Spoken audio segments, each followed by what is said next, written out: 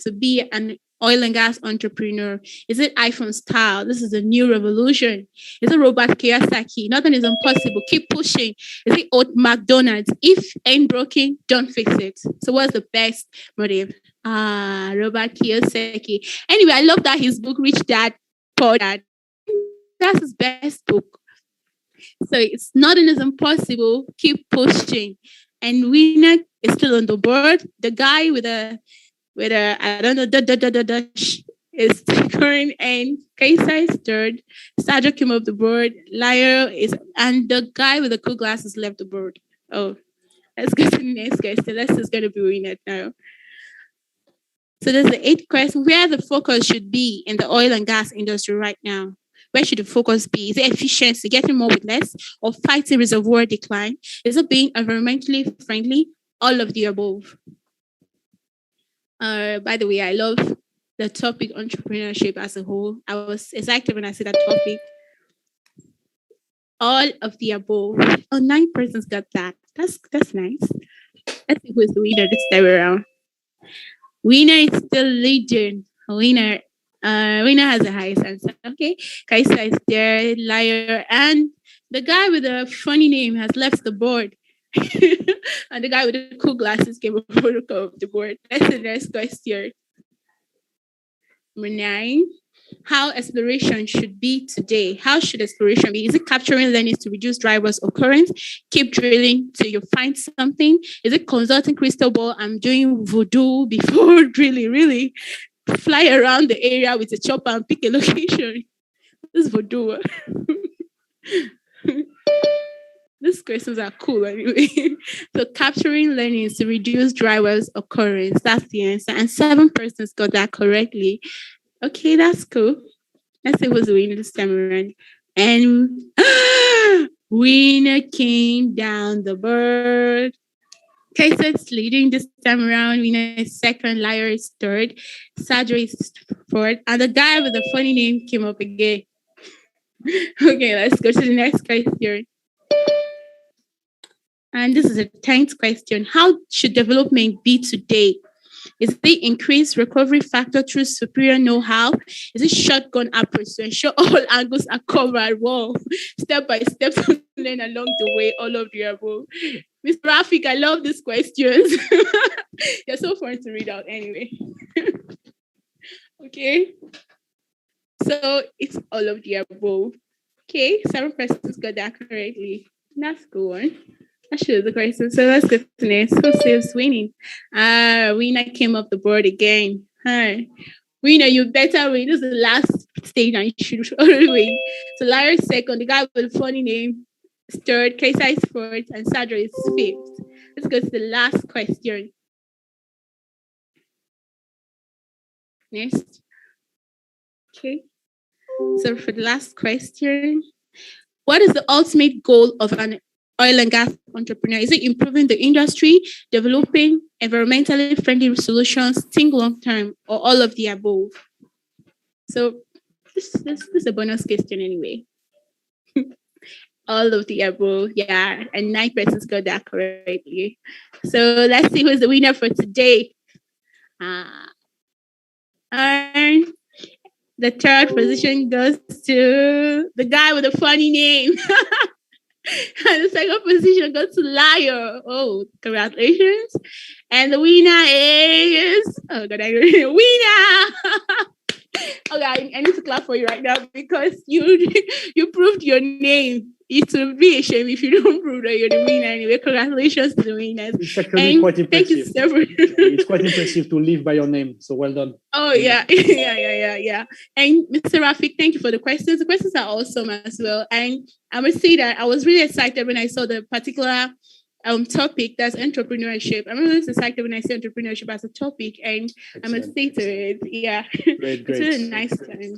Congratulations, guys. Now give back the podium to Abdullah. Thank you. Winner, it would be nice if you could identify yourself, winner.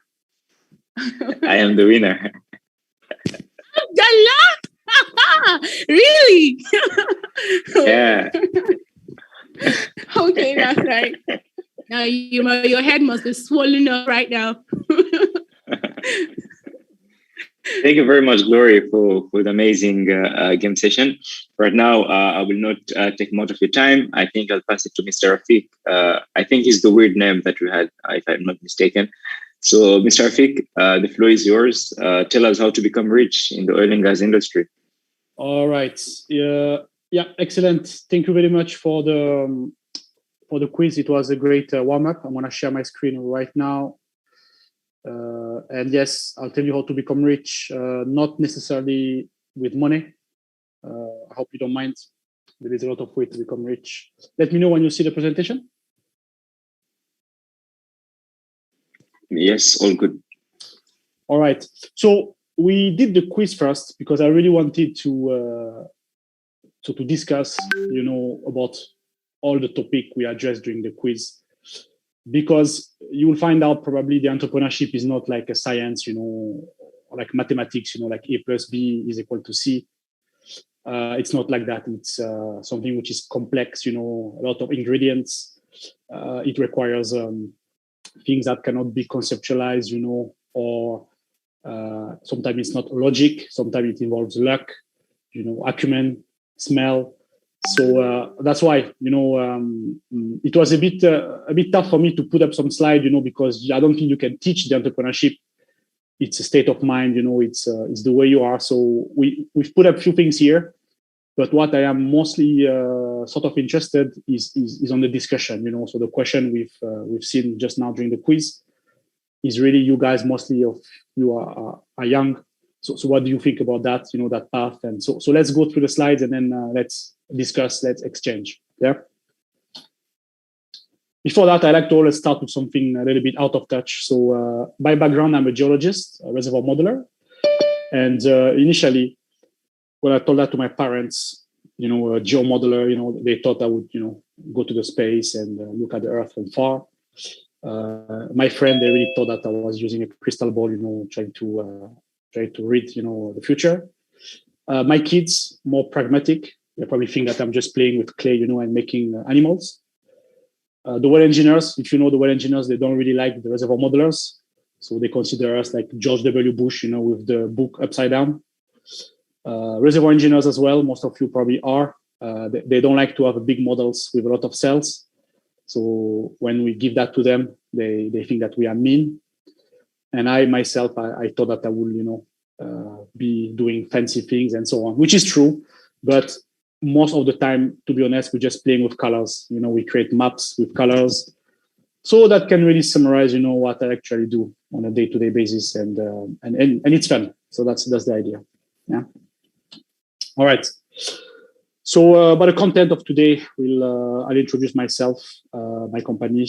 We'll talk a little bit about the oil and gas industry, entrepreneurship in general, and then how to be entrepreneur and bring innovation in the oil and gas industry, and then really open up the floor, with you guys, so to discuss, what does it mean to be the entrepreneur in the oil and gas industry in 2022, because the year is almost coming to a close, right?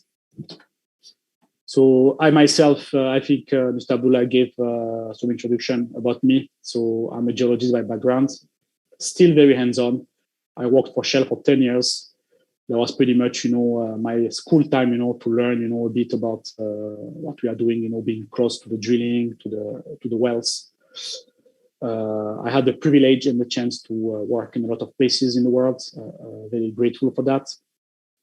But 2016, when the downturn came, I took a bit of a bold move to create my own company, starting as a consultancy to specialize in what I do best. Yeah. And we got very, very lucky. We had the chance to do some project in a lot of places: Malaysia, Papua New Guinea, Pakistan, Oman, Indonesia, South Africa, UAE.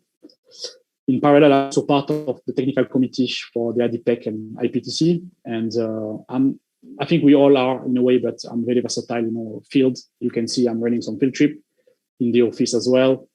I do some programming, and in the kitchen also. I think in terms of cooking, I'm probably a right-handed with two left hands. Yeah. Now, about the company. So we started actually at the end of 2015 in Malaysia.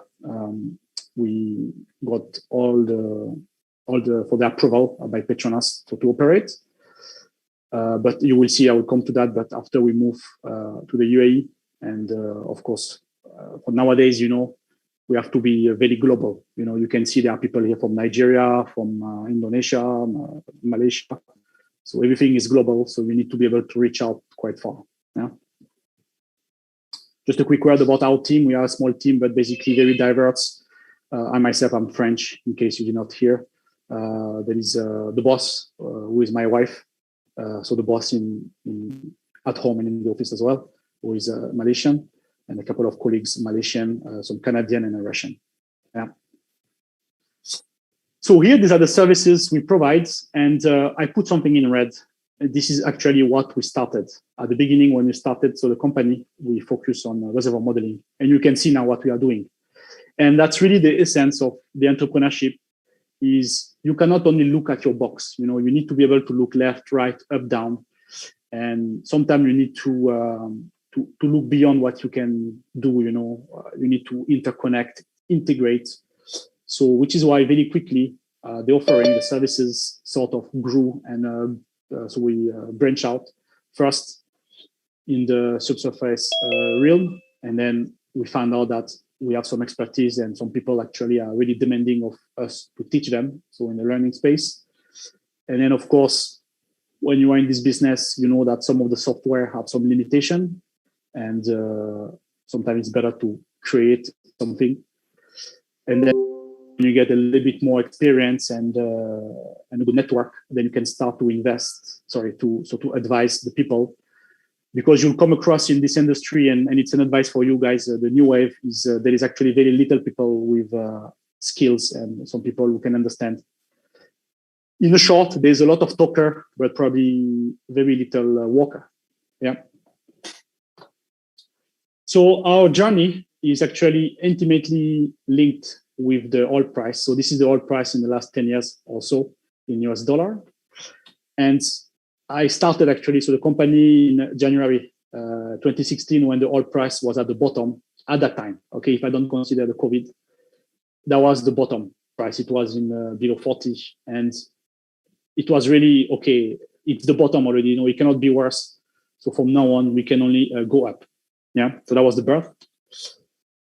And really, I would say almost the first year, just you knock doors, promote yourself. And also I did sort of realize that it's not because you work for Shell that everybody is going to open the door and welcome you, with open arms.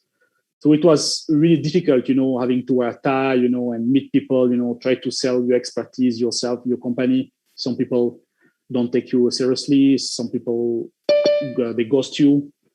But it was good. I still have I kept my first shoes I bought as a memory. They are used now, but it's really about, you knock doors, again and again and again. You send emails. That's really the idea, the first step. Then we managed to generate first revenue almost a year after we started. So definitely the mood goes up, and then we could expand the team. That was good. But then, as you know, oil and gas is really cyclical. It's a bumpy road, right? So 2017, it was really on and off. Sometimes there is a leads, and then it will just disappear. Sometimes you have to take some decisions. So sometimes you need to turn down some of the things because it's not good, not viable. We went also through pain. We lost one of our team member. He passed away. Very sadly. And it really showed me that sometimes you need to do something. So there we thought that in Malaysia, in KL, probably there was no space for a small company. Like us, there were a lot of players. So the idea was, yes, we need to do something. We need to change something.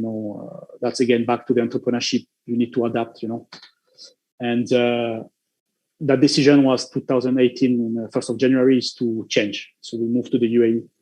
And it's pretty much starting again from zero. So really, the mindset is let's give it a go. There's only one life. Let's be crazy.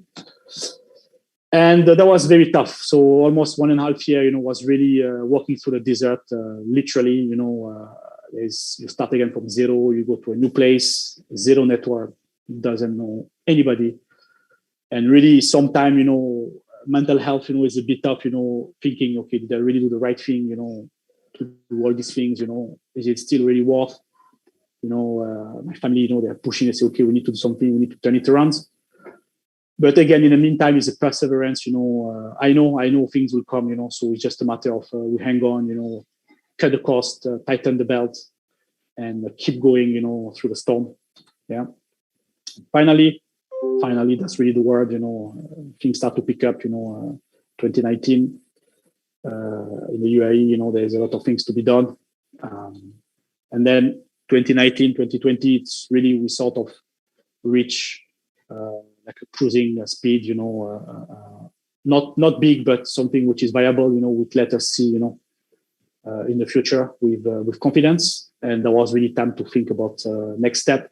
Do you want to grow? Do you want to go to the next level, or do you want to stay as you are?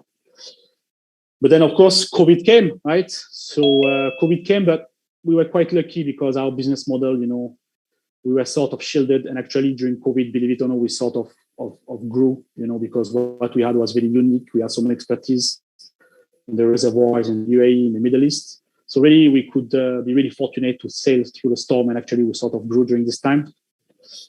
And then it's really about adapting, to the new normal, which was made by COVID, and it's about you turn, lemon into lemonade. It's really to make sure that there is no worries. We are resilient, we are strong in case another wave comes. And now, as of today, I consider today, 2022 is a strategy, so what's the next stage, what's the ramp up? And in the background is really to be ready for the best, but also to plan for the worst. And I think this is really what the entrepreneurship is, You need to always think as a scenario, what's the worst case sort of scenario, what's the best case, and you need to be able to jump, and so to be ready for in both cases. Yeah. Now, see if I summarize, all those things as a timeline, it's almost 6 years now. You see they are up and down. When you started, very positive, then it's very difficult. Then you get a revenue, it's very nice. Then you give it a try. Then sometimes you go down at the deep, then things come up, come back. That's what I call, the real, MBA. I can tell I was very fortunate to actually do the MBA, but in a real life, it's not sitting in a classroom, paying $100,000 US and learn. I think I can tell that I've been through that, through this journey so far.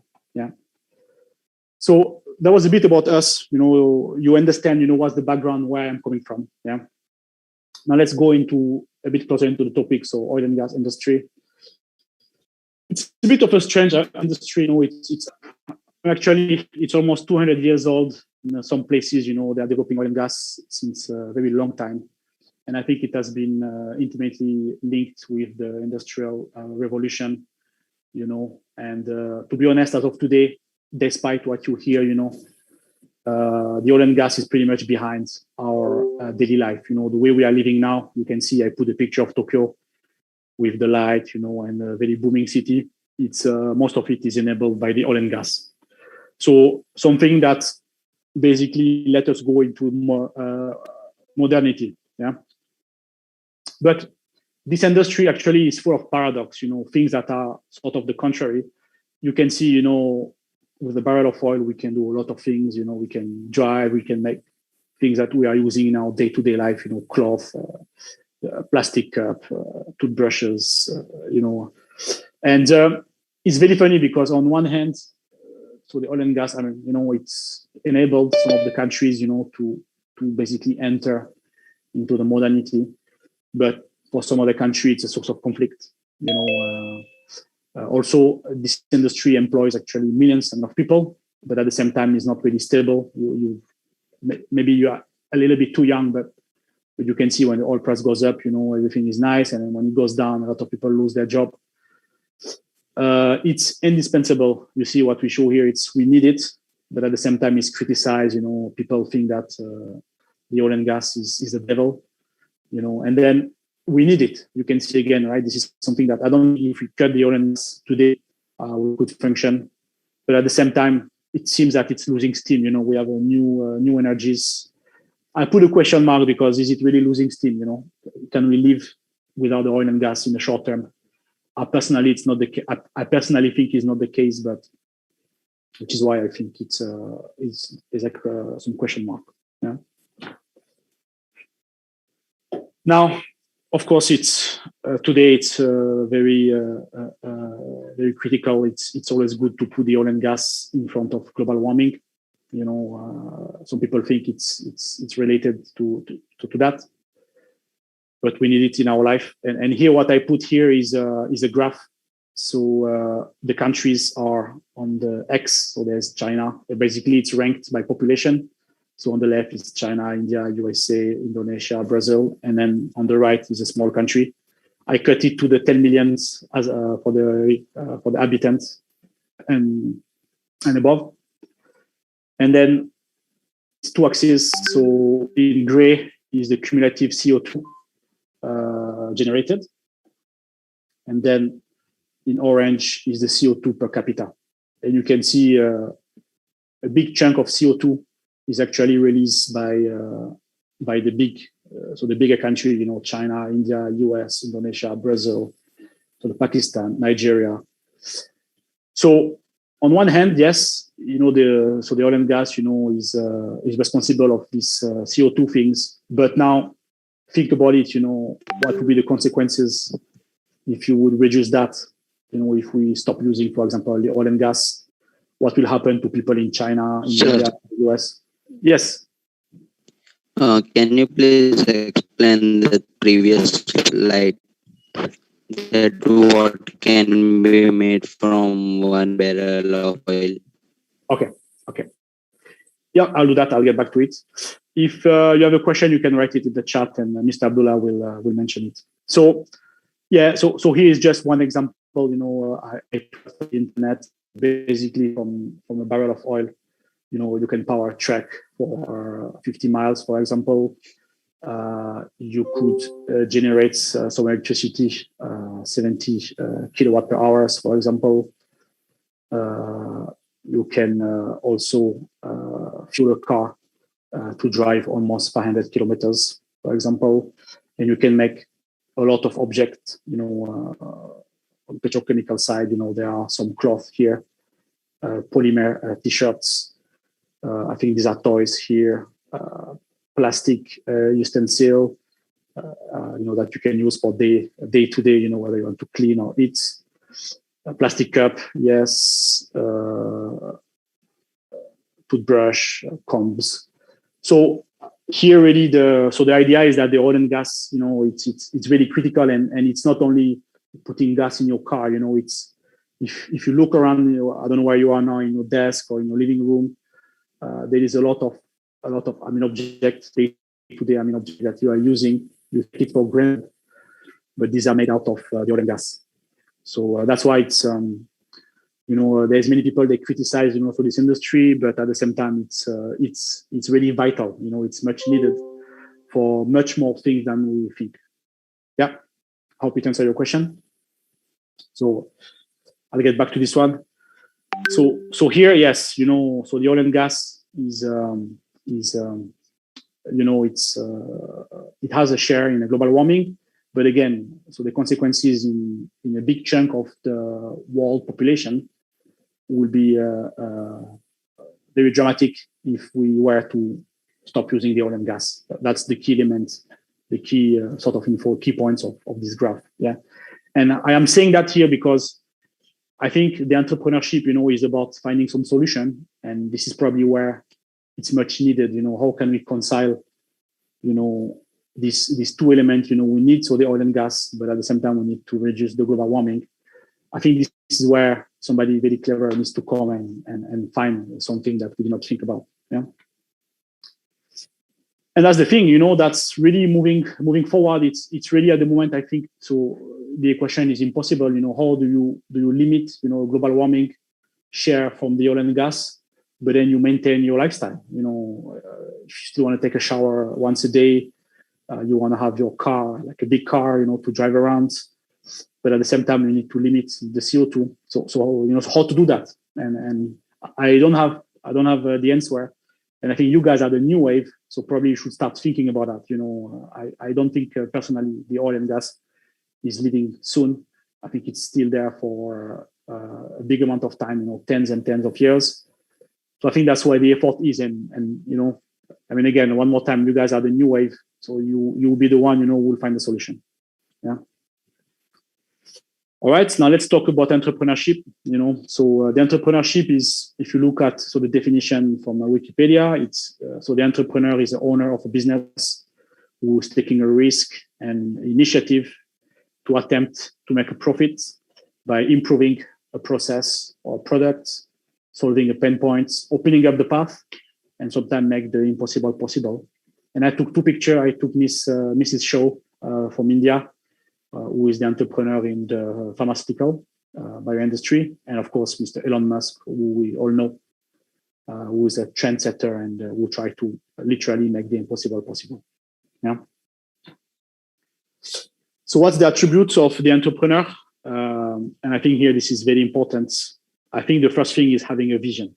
Yeah. And it is always like a misconception, if the objective, if the goal is to make money, it's not like a vision, So the money is actually the way to reach, to achieve your vision, but it's not the goal. That's very important. And then, of course, you have to be resilient and perseverant. Always tell yourself if it's too easy, then everyone would have done it.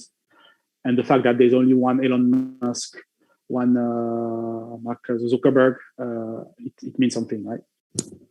Of course, there is an element of risk, risk taking. That's always there. Life is a risk, right? And then adaptable. It's not really the destination that counts, but more the journey. You have sometimes a clear path and sometimes a path which is a little bit more bumpy, but they all go to the same. Business acumen. So sometimes you need to sense, where's the opportunity. Sometimes you need to regroup yourself, change your way. IQ and EQ.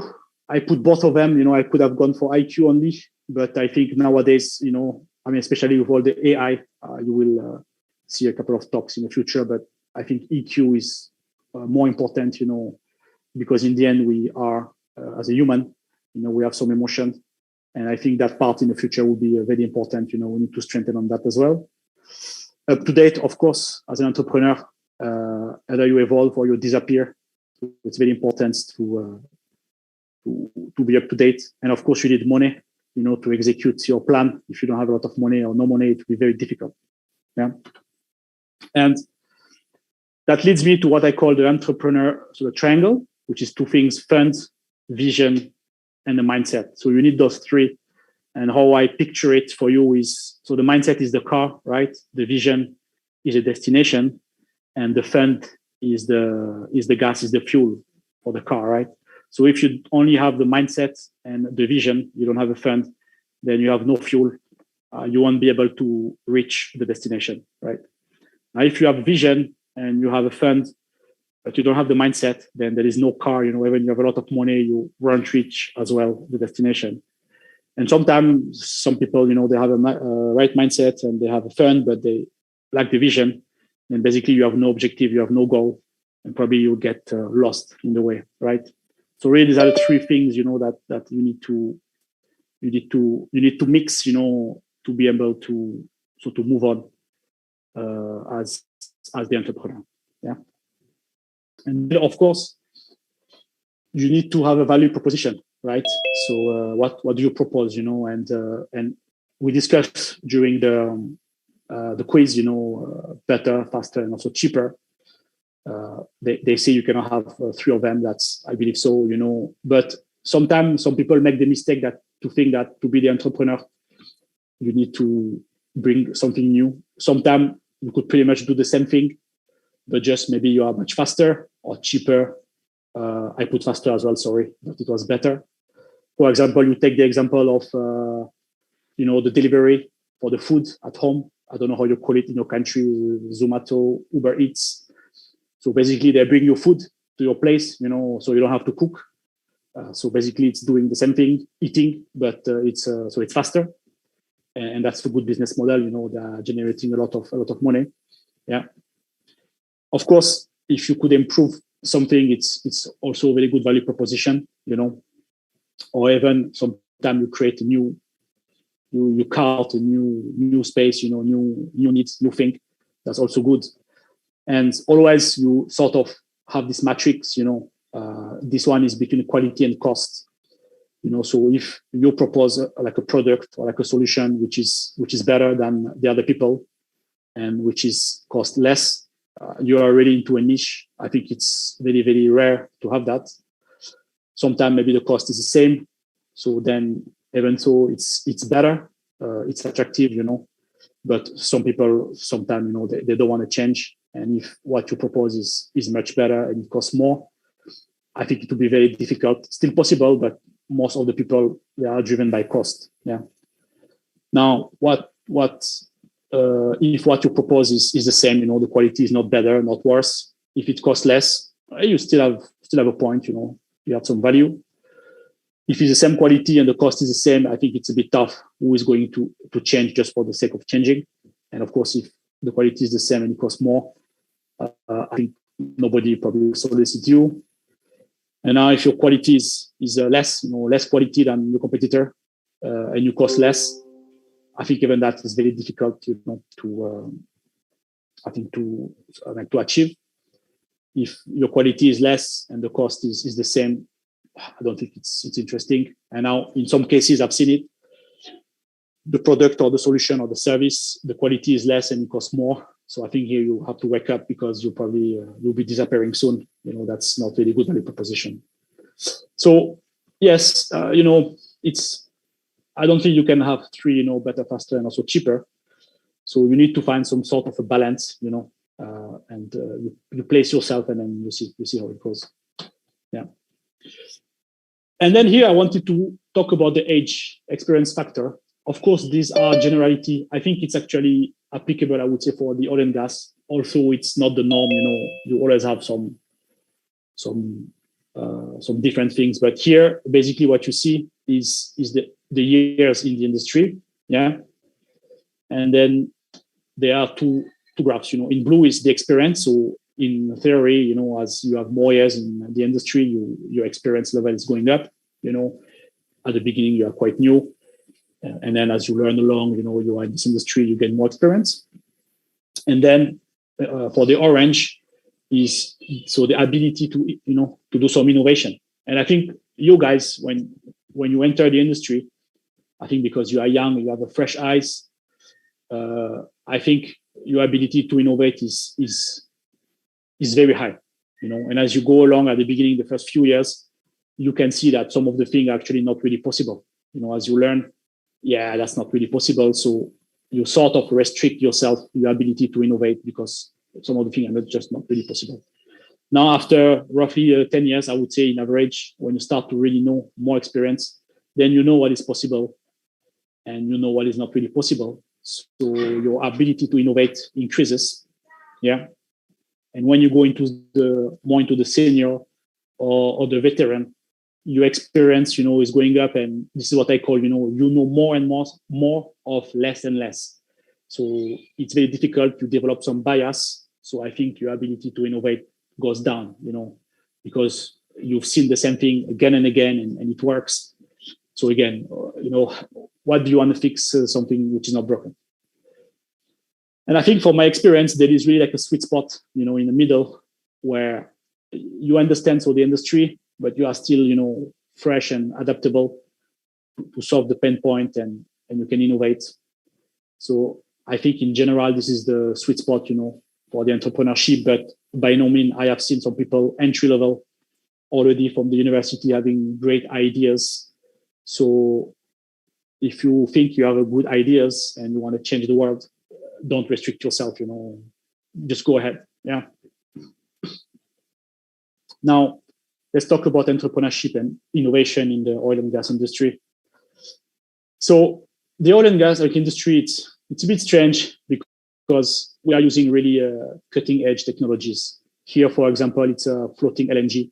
So basically, it's like a factory or like a plant which is floating. It's on a boat. I think there's only 2 or 3 in the world operating at the moment. You see, it's highly complex. it requires millions of man hours to work on that. Very high, cutting edge, in terms of safety and processes and material. Really, it's a beauty, it's a piece of art almost. Yeah. Or for example, here is directional drilling. So 5 kilometers under your feet, the people can land the drilling bits in, in a pocket, so very, very, very high, they're using cutting edge sort of technology for localization, well placements, data acquisition. Yeah. But at the same time, the adoption rate is really slow, it's very difficult. And all those discoveries, all those new technologies, it took ages, and the processes, and actually they are still old, even for the workflow. And you see here, I put this timeline. As of today, this is the same since 200 years. We are still doing the exploration and the appraisal, and then we develop, and then end of field life. So that has not changed. And from the exploration to the development, you still take 3 years, 4 years, 5 years. So, very high on the technology side, but still, so the processes are quite old. And I personally think this is where the innovation, the entrepreneurship should focus on. Yeah. And why is the reason? This is because of the way the projects are, because we are dealing with billions of US dollar. And here what you see, it's a revenue, over project time. So if you take the project over 30 years, at the beginning, you're going to spend a lot of money, in that case, it's 300 million, and then as you produce, you see, so this is your production in green, you go into the plateau, so you generate some money, you pay back yourself. So you see it takes years already just to generate some decent amount of money. And then at some point, the reservoir will become developed, really mature. So you exit your plateau, and then you go into what we call the mature, the tail end. And here, so the challenge is different, how you still make money when the production is really small, really marginal. And again, I think this is where the entrepreneurship, and so the innovation should play a role. Yeah. Now, if we list down what are the pain points on the oil and gas industry as of today, first of all, it's the capital that we need are really big, multi-billions of US dollar. And the problem is that it involves uncertainty. Many of them on the technical side, for the reservoir that we cannot see, to the oil price, who can predict what's the oil price in 5 years' time, even next year, even next month. It's very difficult, and I think that's a problem. It also needs a lot of expertise, and that's why you guys are here, critical skills like the geology, for example, engineering on the reservoir side, that is needed more than ever. And it's very difficult, you see, you go through the studies, through the training, it takes years and years. And then after you have to build up your experience. So very difficult, and a wrong decision because of lack of expertise can cost $1 billion. Yeah.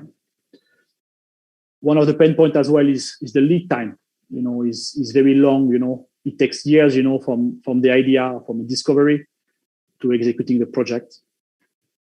Of course, one of the pain points is there are upside and downside, but frankly speaking, more downside than the upside. Also, at the moment, the industry is functioning on a silo. It's very difficult to integrate, and I think also this is where the innovation should be, how to integrate in a seamless way, between so many people that are working in the industry. You've heard about it, right? The generational change, the people with the expertise slowly, either they retire or either they change the industry, that's happening. And I think that's a pain point. And nowadays, the public image is really negative, and there's a green push. So you see, there's a lot of pain point to be solved, so there's still a lot of space to be the entrepreneur and to find something, you see, just to fix all of those things. There's really there's a lot of things that we can do. And if I look now at those pain points, with regard to the phase where we are. So for example, during exploration, so early life, I think one of the key pain points is how to predict the exploration, so the discoveries, how to make sure that I avoid drilling what we call dry wells. So it's a well which did not see any oil or any gas. That's a big problem until today. Yeah. Seismic data, which is vital for exploration, how to acquire it in a faster way and in a better way. Still a lot of things to do. Can we drill deeper in a safe way? Still, there's a lot of things to do on that. There are some assets, so some discoveries basically that have been made but are stranded. It means they are far from, everything. So what do we do with that? Do we leave them or do we develop them?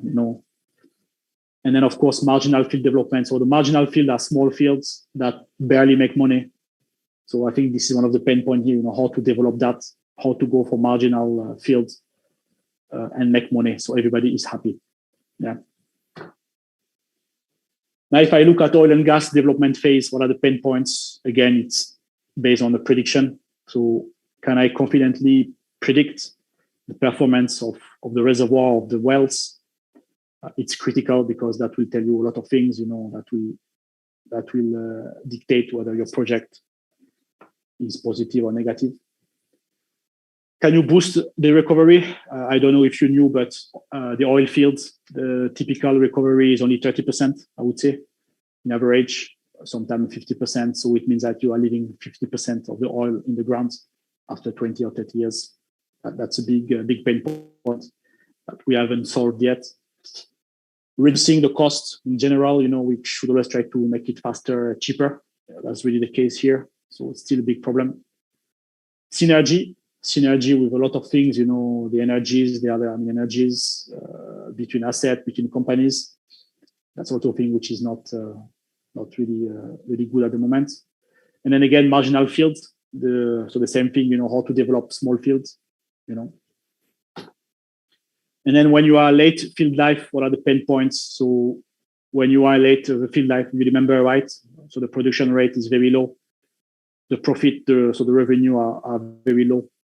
So how do you make that? How do you improve that? How do you manage the decline in the production rates to still make money when the asset is very old, is mature? Can you bring a second life, third life? That's really another pain point. Also, when the asset is aging, there is a lot of maintenance. So can you predict that a bit better, so that you can do only what is required? In some countries, there's a big problem now is abandonment cost. There's a price, to decommission all the things for the project. And at the moment, it's very difficult. It costs a lot of money. If you are from Malaysia, there are some initiatives, for example, to convert the whole platform in the offshore into artificial reef. So you see that's a good example to solve, the pain points of the decommissioning. So you've seen here as a conclusion, there's still a lot of things, there's huge space to be the entrepreneur, in the oil and gas. There's a lot of pain points. You see, I've listed them. I've also shown you my journey, it's very bumpy, but highly rewarding, a lot of learning. Every day meeting people. But at the same time, I put this dark Vador in a green background because I call it the green menace. We try to go, into the new energies, reduce the CO2, go for renewable. So is that going to limit or even to stop the innovation and entrepreneurship in oil and gas? It's an open question, and that's really, I'd like to open the floor now, to discuss with you guys the new wave. What do you think? What does it mean to be the entrepreneur in oil and gas from 2022 onwards? Is it something that sort of interests you? Does that appeal you? And what do you think as a new person, as a fresh eyes? What do you think we could do? Yeah. And I'm going to give you the floor now.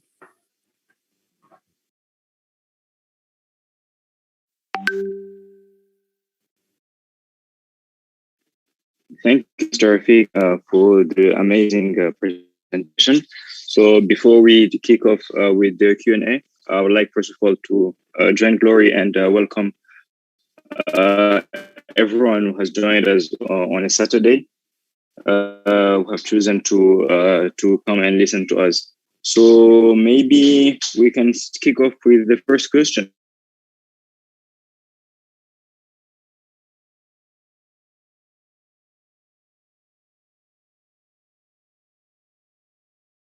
Recording in progress. Open discussion here, So go ahead. Yeah. I think I will go with, I think I have a question to start it. So I wanted to ask, in your opinion, what's the best place to kick off your company? Because you know that in different places, there are different rules, and some, I know at least in Africa, it's the laws or the policies are not really favorable to kick off your company, right? So in your perspective, where is the best place? And if we're looking for a place to start a company, what we should look like, what should be the criteria and things like that? Yeah, very good question. So there's two elements. I would say three elements. The first one is where your heart is. If you are from Africa, I think it's a good place, to do your business as an African. It's actually great. So really, if you are from Asia, you probably won't go to Latin America, for example, because it's not your home turf. So you have some affinity, with your own place. The people, what are the needs. So I would say really starting where you are, Then a second one is, of course, you need to solve a pain point. You need to find something. So, for example, you're not going, you heard that a lot, right? But you're not going to sell ice to the Eskimo, right? So it's not going to work. So if you want to work in oil and gas, you probably won't go to places where they function on green energy or vice versa. So you need to go to be in a place where there is some sort of a need, or like a niche, or like a business need to what you offer. And then I would say third is probably where you can get also, if you need some funding, for example, or if you think that there are some key customers. Basically, so the financial side also plays a role. If you go to a place which is not business friendly, where, for example, they would tax you, they would put a huge amount of tax on you from day one, that's probably not a good place. You need, at the beginning, it's when you do the entrepreneur, when you start your company, it's very tough. You have to tighten your belt, and you have to do a lot of resources, a lot of time into the business. So if the place is not really friendly for business, then probably it's not a good place at the beginning. Yeah. Great, thank you. So I'll pick up a question from the audience that I have. So I saw when you were talking. So what does entrepreneurship actually mean? I know that's a very subjective question. Maybe we won't like to hear. What's your definition of entrepreneurship?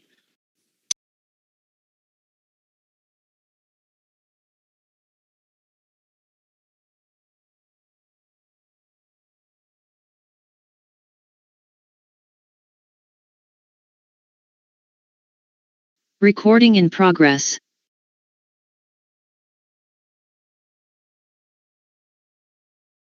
I know is try to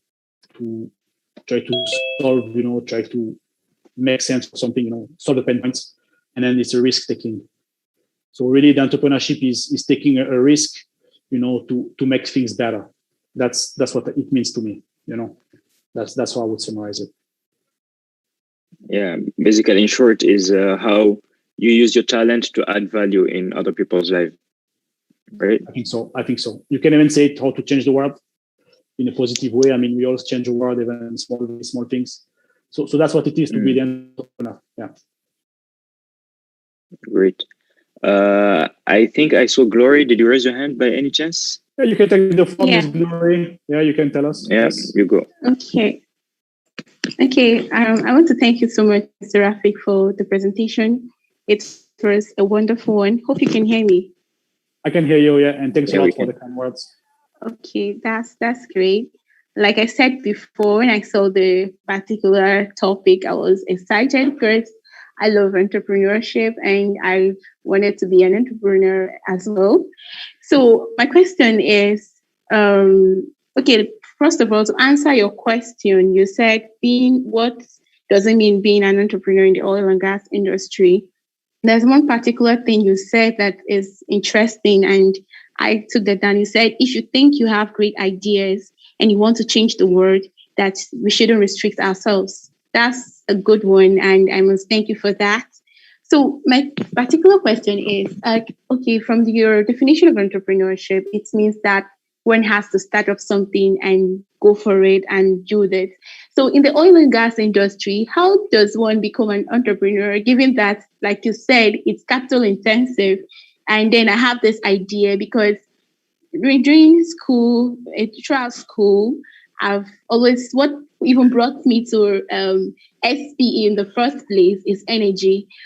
Being an economics student, I loved energy, and that was my interest. I was interested in energy. That was what got me to SPE in the first place. But then, with so many competitions, I've gone for competitions with my teammates on a particular, because we're looking at using biodegradables to generate electricity.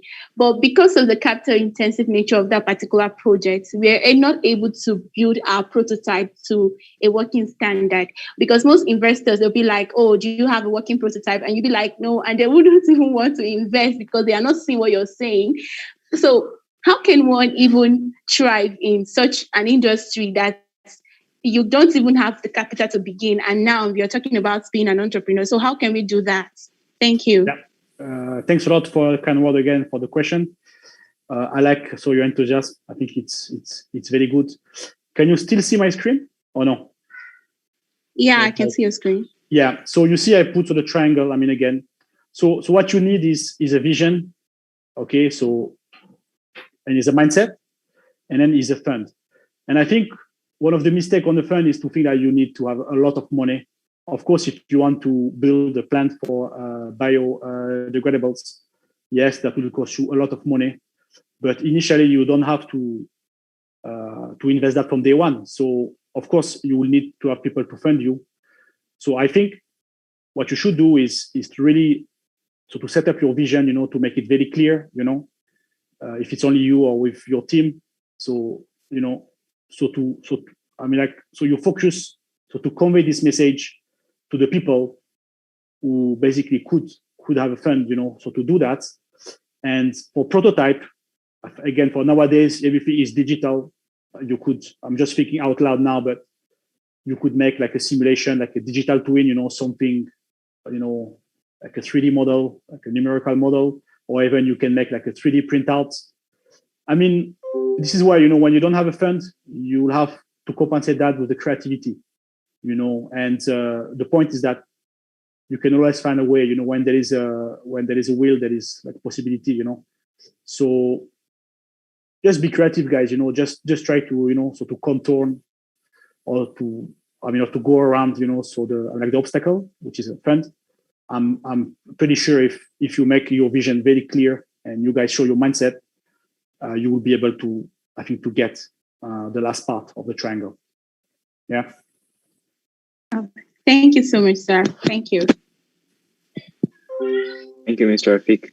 I would like to jump on. I have a question here from the audience, but I'd like to jump on Glory's question and come back. I'm assuming you have the mindset, you have the vision. So how do you start looking for the funding? Do you approach oil and gas companies? How do you look for investors? Because I think we're all young people here.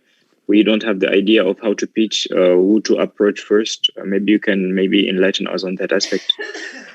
So I'm a bit of a bad example because myself, in so far 6 years, I never solicited fund, and actually I turned it down a few times.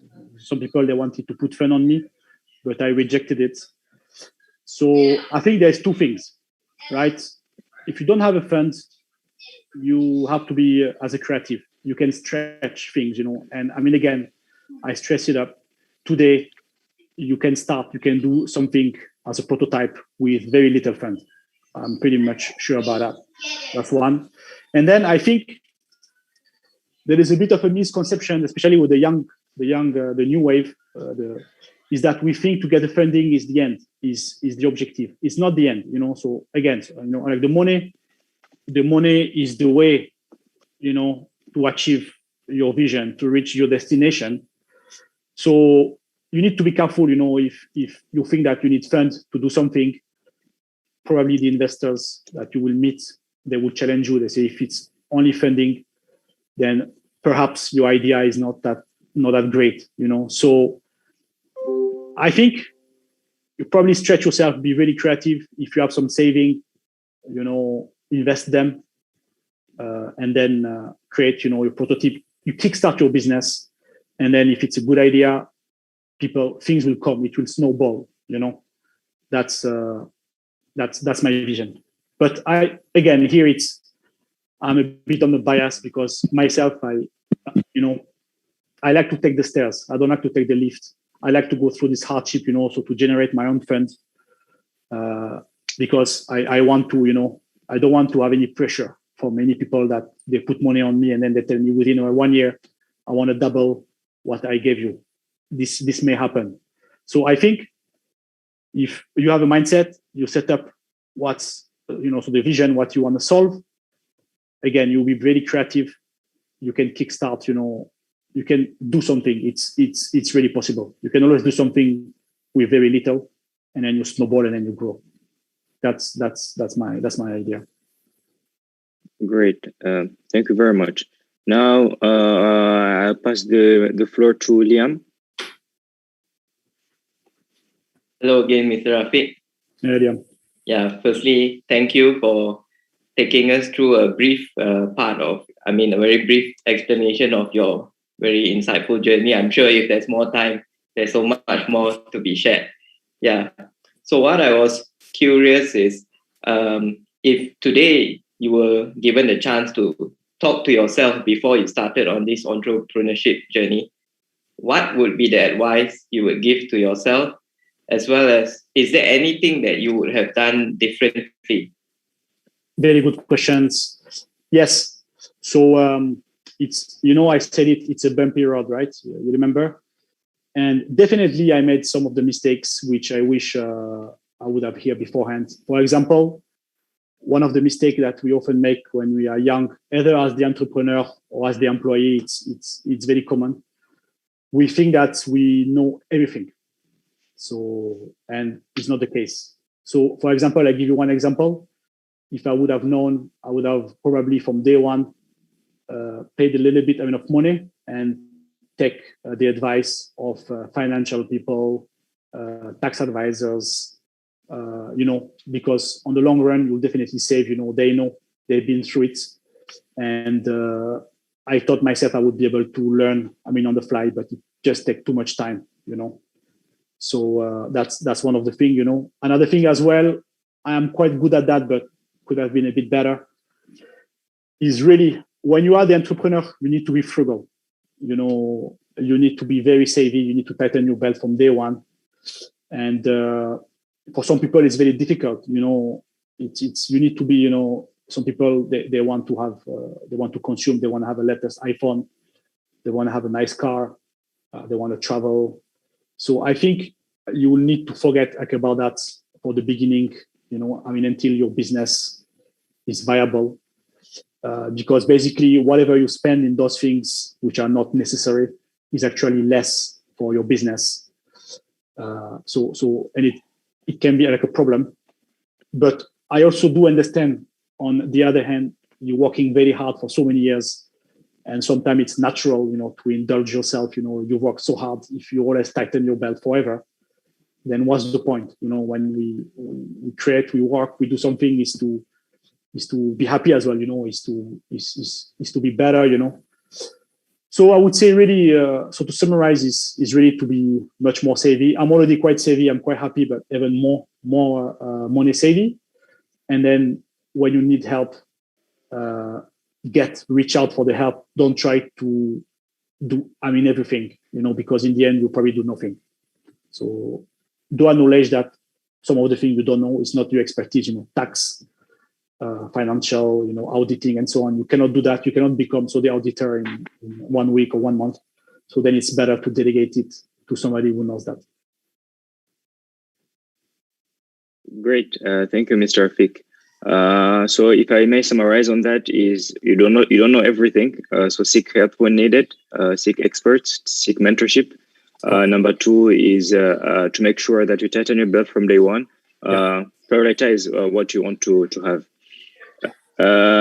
We have another question here, is how can the oil and gas industry promote business idea in products like tires business in a country like Nigeria? This is a question coming from Name Ominu from Nigeria. Yeah, it's a good question, because I think this is where we are I think so. The oil and gas is not so good. Is really to promote things, the same way like we do for the food or for the IT, for the gadgets. I think it's. I don't have the clear answer, to be honest. But again, I mean, it could be also like a pain point. How to promote things better. How to really give justice to the oil and gas. It's really negative, but a lot of our life depend on it. Again, I mean, it's somebody new, fresh eyes can come with a new concept, or we can adapt something from another industry, how to make it, more, acceptable, looks better. Everything is possible. Everything is doable. Thank you. We have one question from one of our colleagues who's also one of our mentors, Mr. Bior. Please take the floor.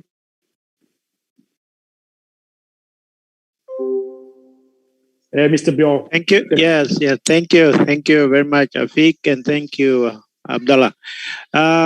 You had a very nice presentation. This is what is ringing at the back of mind of all the young professionals nowadays. They are debating on remaining with their company or starting a business of their own.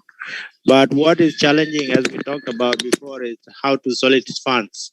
So, in your advice, can you give an advice to a young aspiring entrepreneur whether to continue being in their company and then do some part-time entrepreneurship? But is it also part-time entrepreneurship in oil and gas industry? Is it something that is possible to do? So that's what I would want to know. Yeah, very good question. Thank you, Mr. Bior. Again, you see, so the problem are the same, right? Because we want to work, to get some fund, and we are not sure. So my experience, you see, I worked for Shell for 10 years. I knew from day one when I joined Shell that I will not retire with this company. My idea was to gain some experience, gain some knowledge, and sooner or later, I would fly on my own. I knew that. So in general, I think, and that's specific to the oil and gas, I think you need to understand, you remember this graph, you need to know a little bit, what are the problems. And I think that comes through a couple of years in the industry. So to understand a bit, what works well, what doesn't work well, and then, once you know that, once you become sort of, expert in the field, then I believe this is when you can, you are able to identify what are the problems and how to solve them. So that's what I would tend to say, get some experience first, learn, be humble, work in a company, learn, just drink as much as possible for the knowledge. But on the other hand, I've seen some entrepreneurs very young from the university having great ideas, and it works quite well.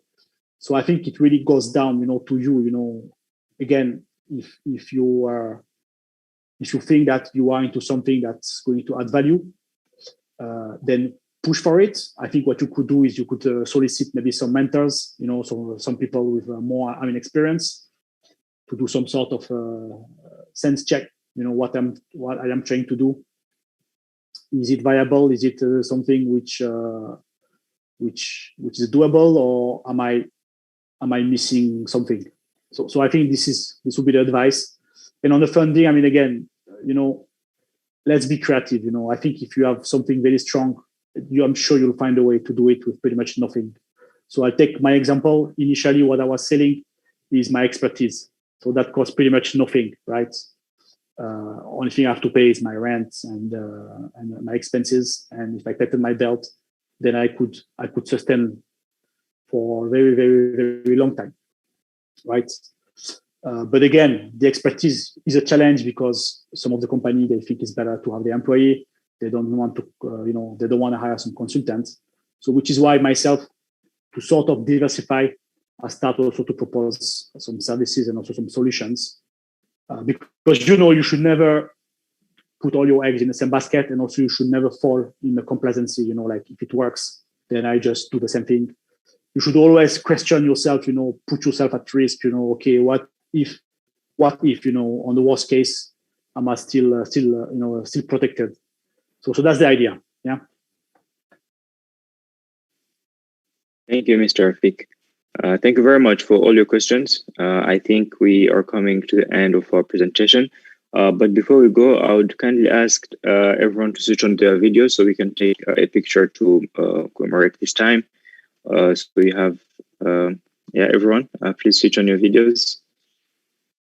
Jirba, I'll ask you to handle the screenshots, if that's fine with you.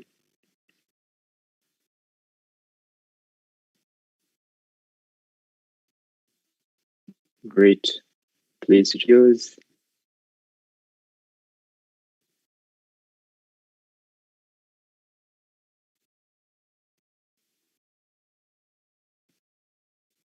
Is there any more people coming in? Great. We'll just wait for a few seconds, maybe 30 seconds, and then we'll take a picture. You guys are too serious. Yeah, that's better. I want to see some smiles. Yes, excellent. I heard entrepreneurship, you have to be serious, man. Come on, guys. It's we should have fun. Yeah, I mean, this is the weekend, right? Great.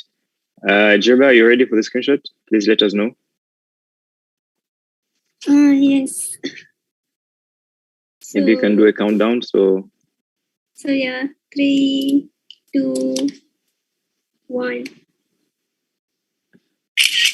One more with any free poses. 3, 2, 1. All right. Great. Thank you very much. Thank you much, everyone. Before we go, I would like to ask everyone to give us feedback on our events, and they're really much appreciated. This is also how you can get a certificate of attending our event. Wait, like 1 minute. I think you can see my screen right now. And while I'm sharing my screen and people are giving the feedback, maybe I can give the floor one last time to Mr. Raffik to give your closing remarks. Thank you very much again. I mean, you guys, I think most of you, fair to say, are quite young.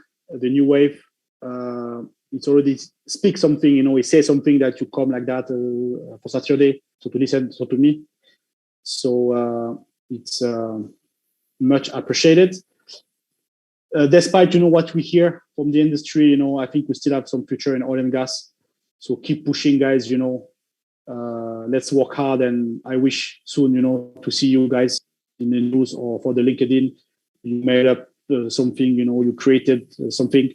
So that's what matters. Yeah, I hope that I give you a little bit of a taste for the entrepreneurship. So and you can stay in touch with me. You can find me anytime. Always very happy to answer your questions and to provide my humble help. Yeah, all the best, guys. It was a pleasure to have you. Thank you very much, Mr. Raffik. I would like to take this opportunity on behalf of my team and the SPE team, together with our collaborators for this event, to thank you for taking your time on a Saturday, as we say, to join us. It's been a very fruitful one. I would like also to thank our audience for also taking your time on this Saturday evening, afternoon, or morning, depending on your time zone, to join us today. We would like to remind all of you that we still have a talk going on at 8 p.m. Malaysia time, which is 4 p.m. In the UAE time. We'll be talking about CCUS, which is also the new upcoming, technologies, in the energy transition. So please join us tonight. And before we leave, I would like everyone to give a round of applause to, even virtual, to Mr. Raffik for joining us today. And that will be the end of our today. Thank you, everyone, and see you later tonight. Thank you, everybody. Recording stopped. All the best. Have a great weekend. Thank you, Mr. Raffik. Thank you, guys. See you. Thank you so much, Mr. Raffik. Thank you, Glory. Thank you.